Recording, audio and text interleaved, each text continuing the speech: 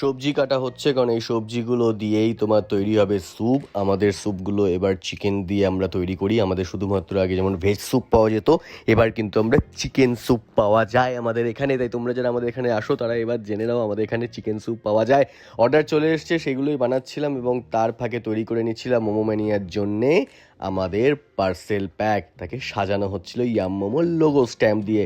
আমাদের দোকানে এখন সব সময় ভিড় থাকে না, মাঝে মাঝে ভিড় হয়, মাঝে মাঝে ফাঁকাই থাকে।